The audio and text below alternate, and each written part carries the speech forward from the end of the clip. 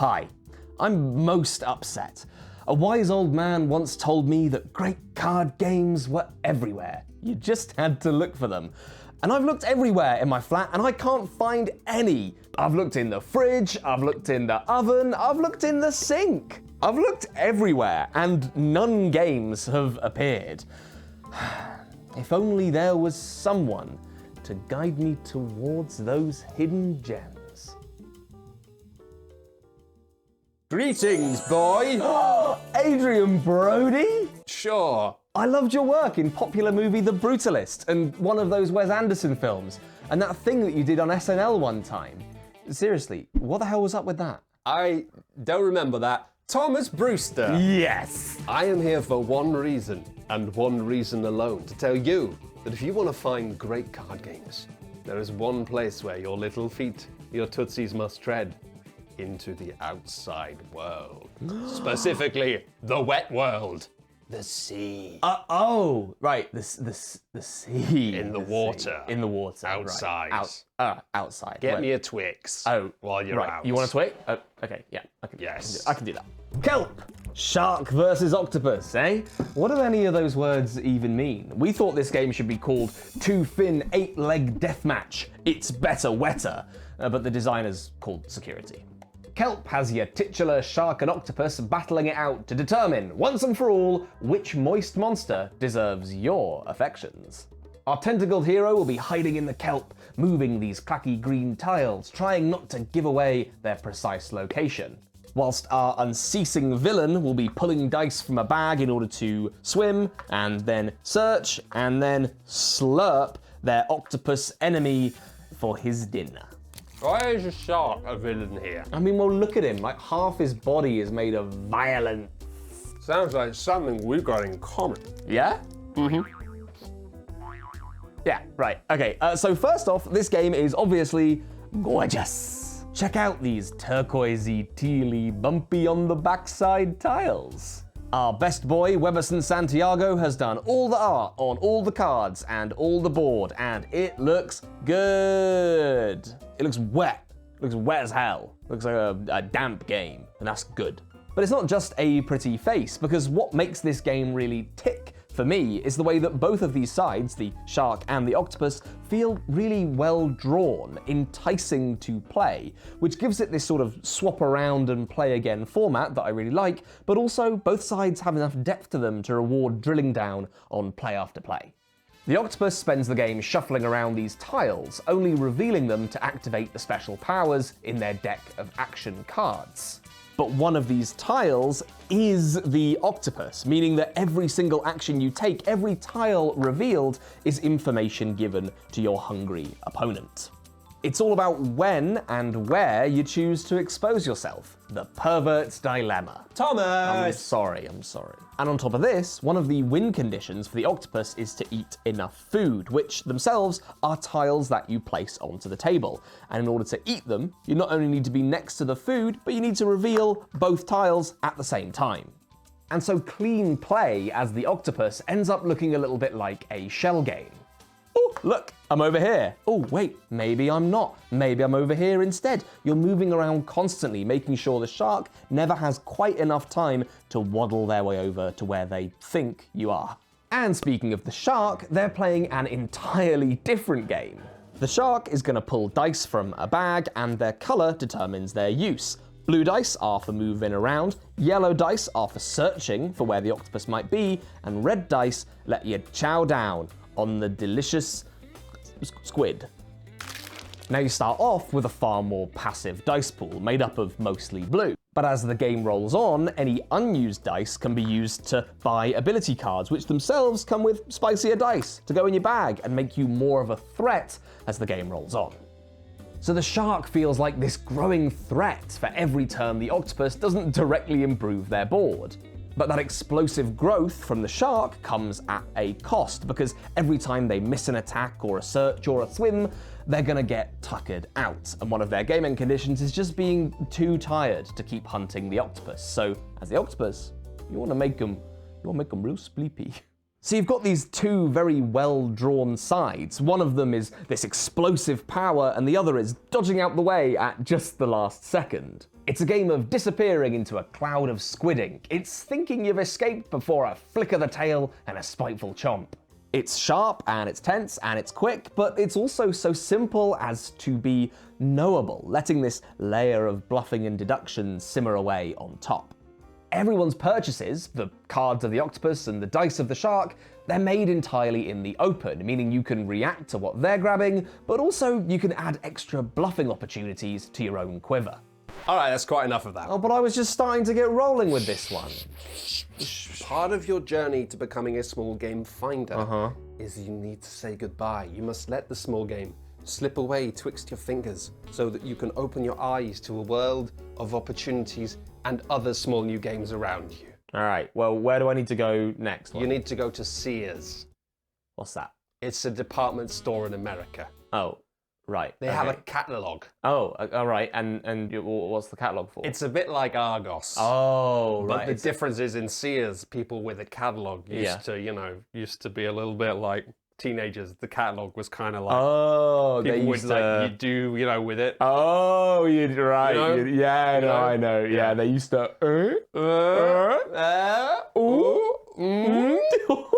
If you long. Oh, I know what you mean. No. Oh, I know what you mean. So what? I should go to Argos then? You can. Yeah. Do you want anything? A Twix. All right. Okay.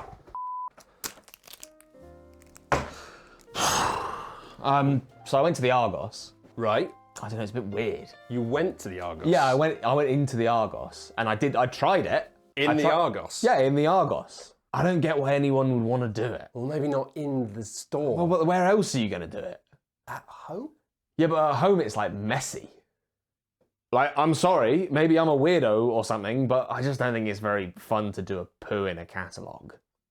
I'm just going to go and give this a wash.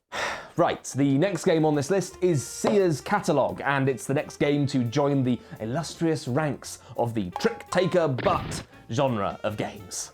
You know the ones. It's a trick-taker, but this one's cooperative. This one's got a robot opponent. This one has galactic bards. This one, it's got spooky, haunted things. Seers Catalog is a truly hideous pun.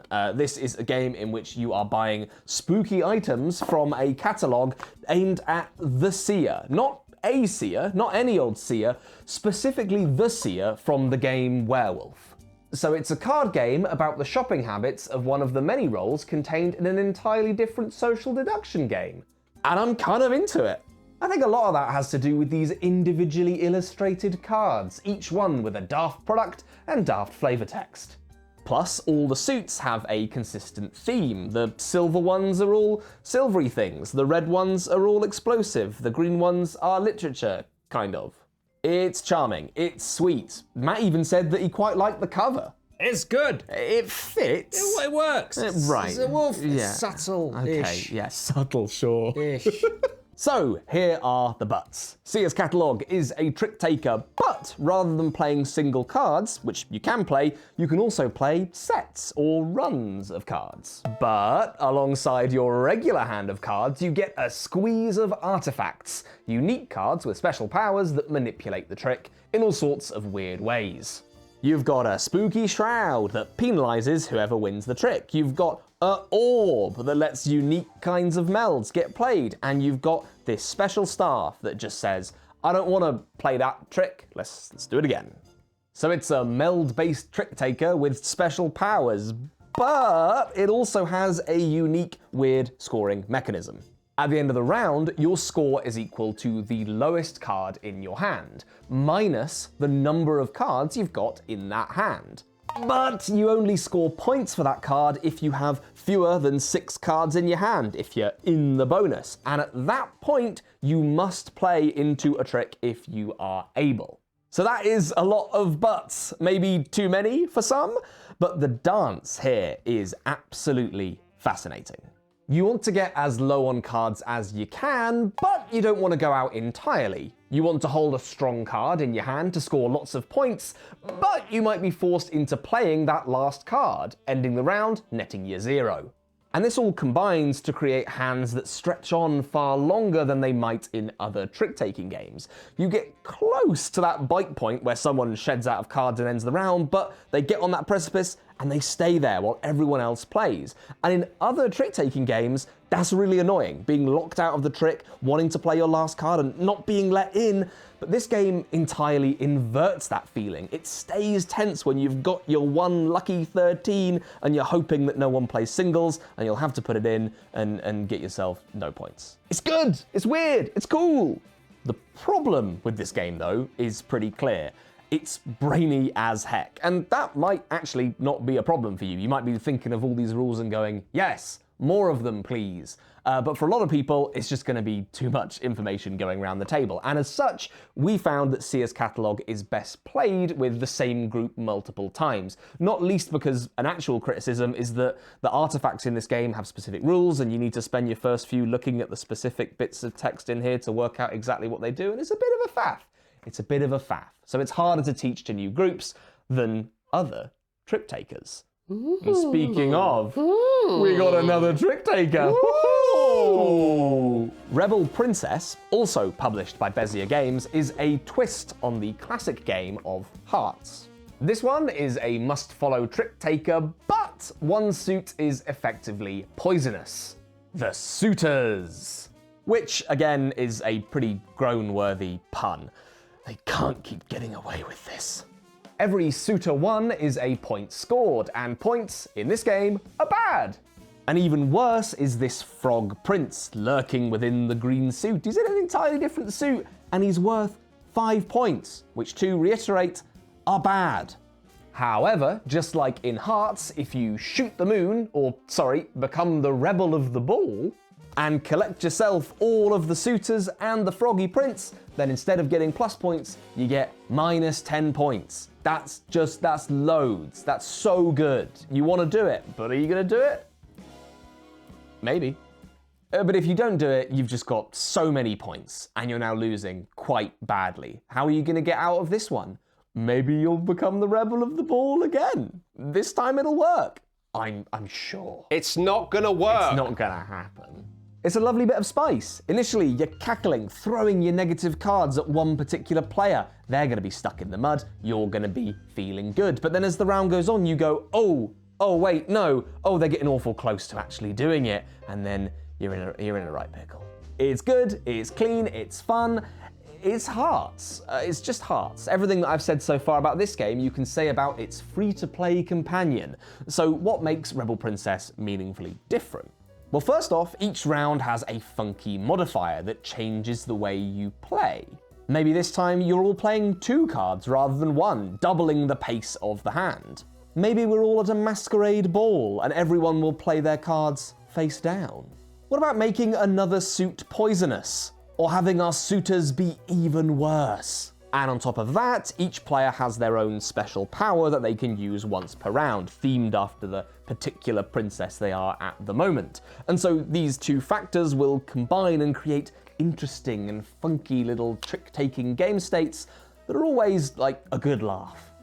This stuff makes Rebel Princess silly. It's a whirlwind of ideas that has everyone cackling for different reasons every single round. Hi. Hello. Do you want to say a thing? Yeah. Usually when you try and shoot the moon in a trick-taking game and get all of one bad thing, people are like, nah. But it works more often than it should in this game. It does. Because the suitors seem so unlikable. People are like, oh, I'm going to give you this. I'm going to give you this little guy. And people are having so much fun giving people the unwanted boys and frogs that they forget that they might be helping someone to do it.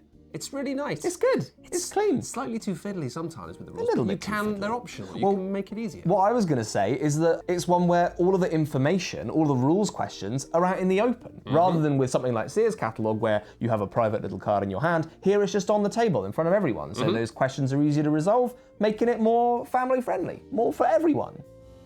And so there's your choice. Rebel Princess is for everyone, Seers Catalog is for the trick-taking freaks. Choose your weapon. You have 1 minute to decide. You got Australia now. You got to go to Australia now. I've got to go to Australia now? Yeah, I don't make the rules. You have to go to Australia. To find more games? Yeah, to find games, yeah. To find games, right. Okay. Do you want anything from Australia? Do you want anything at all? You want to get me a Twix, Oh, mate? I want to get you a Twix. Get me I a want to little... get you a bloody Twix. Give me a little Oh, Twix. give me a little Twix, mate. Yeah. Twix. Yeah, I'll get you a Twix. Whilst editing this video, I realised that this section might come across as terribly insensitive to Australians, especially considering we have one of our own on the team. You know, it's just really not on. It's a cheap joke. We could have done a whole lot better with this segment, but honestly, we were running out of ideas.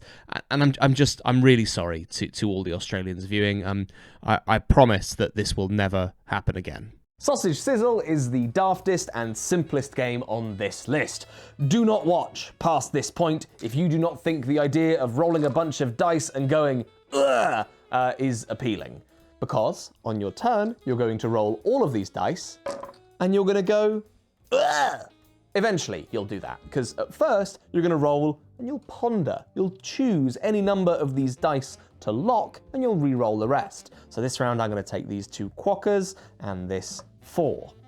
You then keep doing this, rolling and locking over and over again until all of your dice are locked, and then you score the results. Simply choose one of the animal types you've rolled and multiply it by the lowest number on your dice. 3 quackers and a 3, that's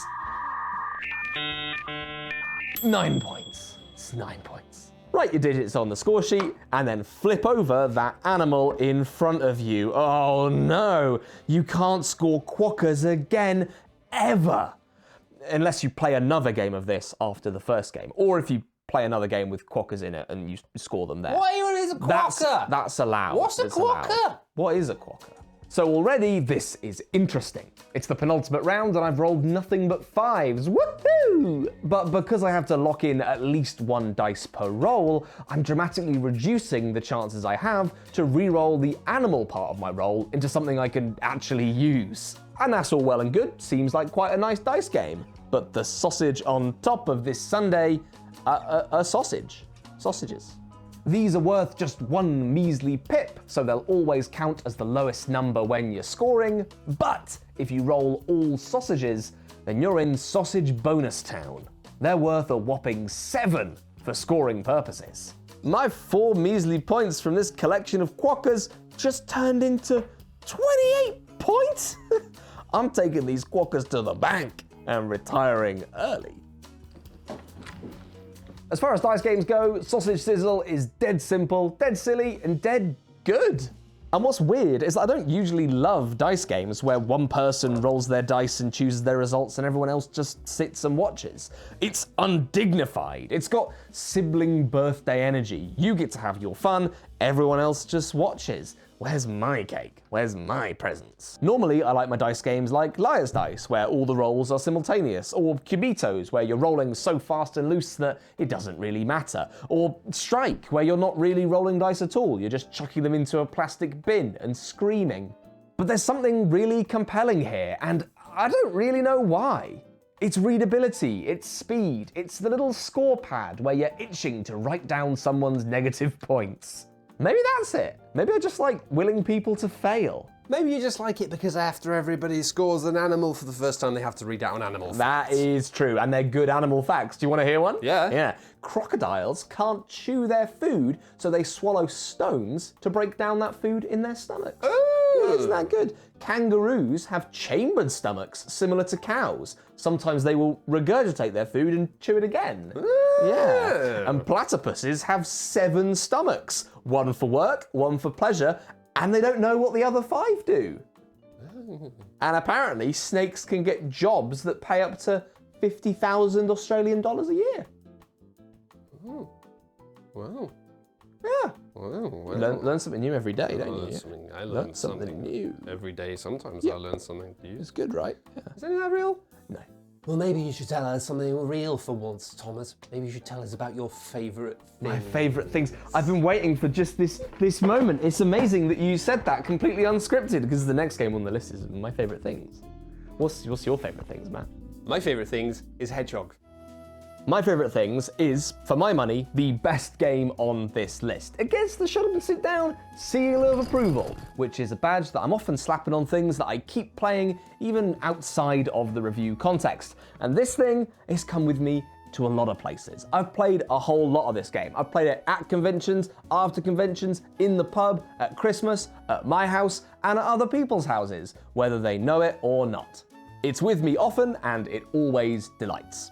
Here's how it works. Everyone writes a category for the player to their left, who then proceeds to rank their 5 favourite things in that category on their numbered cards. They also write something that they don't like in that category on the 6th card, their heartbreak card. You then hide the numbers on these cards by sliding them down in their little sleeveys and give them a little jumble before passing them back to the player who set you the category. And so when you're done, everyone is holding a handful of the player to their left or right's favourite things, and one thing that they really don't like. And with these cards, you play a simple trick-taking game. Oh, Thomas! I'm sorry, they're all trick-takers in this one, but this one doesn't really feel like a trick-taking game. True. That's true. It doesn't feel like one. It doesn't. It doesn't. The lowest card, the favoritist thing, will win, and ties go to whoever played earliest. Most importantly, the heartbreak card automatically beats any favorite number 1 cards in the trick. So it's a really simple set of rules that just doesn't matter, because it starts to get really silly really quickly. Right now, we've got Gandalf versus buses versus Mary Had a Little Lamb. Well, buses can't be Alan's favourite form of transport, and Gandalf's pretty nice, but would Sharon think he's the sexiest member of the Fellowship? I don't know about Mary Had a Little Lamb. It's certainly one of the top 5 songs about farmyard animals. I think I might be able to win this one. I'm gonna pull out the ace in my sleeve. Adrian Brody's favourite chocolate bar. It's gotta be a Twix. What? I was just being polite. Oh, what? Are you kidding me? Not good, Yeah, but they're not your favourite? Yeah. Why'd you ask for so many? Double decker. Double decker? Yeah. That's mid. Double decker's mid. I'm out of here. It's lovely because on the one hand, if you know your friends really well, you get this warm, fuzzy, wavelength-like satisfaction of feeling like you know these people. You know them deep down. There's such a joy that comes with knowing your friends well, letting an inside joke or daft argument spill out onto the table for everyone present to enjoy. On the other hand, I once played this game and thought that my friend's favourite cheese was brie instead of halloumi, and he looked like he might attack me. Oh, I'm sorry that happened, Adrian Brody. Thanks. Who was your friend? Tom Hanks. Oh. But you also get to play it with people who you don't know, and you can very quickly find out that you hate them and all of their opinions. Set them an odd category and watch them get irate at geological formations. Or giving a stranger the unfathomably broad category of things they like about life, and finding out that number 1 on the list is having a nap. Finally, someone I can relate to. You're now my best friend, Horatio. You have to come home with me. And the freedom that you have in both choosing a category and how you approach answering it means that this game is really elastic for different groups of people, different senses of humour, which is something that's just perfect to have in a tiny little party box. It's just lovely. It's just lovely. The only potential problem with this game is sometimes it can be so silly that people are just like, nah, there's not really a game here. What are we doing? What's the point? 100%. But if you play it with people who play games a bit, I find more often than not, you get into the feeling of strategy where you're so sure that this card's that and this card's that you have these moments where you feel like you've played a blinder, and then you're reminded that this whole game is just very silly and you're wrong about everything. It's really silly. I've been saving my evil little goblin card for the last minute. Oh, what do you mean that you don't like evil little goblins? You don't like evil little goblins? Oh. And that is the end of this small box card game and board game video. If you want to see any more of them, we've done loads of them in the past. You can check them out somewhere on the screen right now. But this one, it's come to an end. Any last words, Adrian? Oh, he's not there anymore. That means he's escaped. How am I gonna get back my deposit from Hollywood now?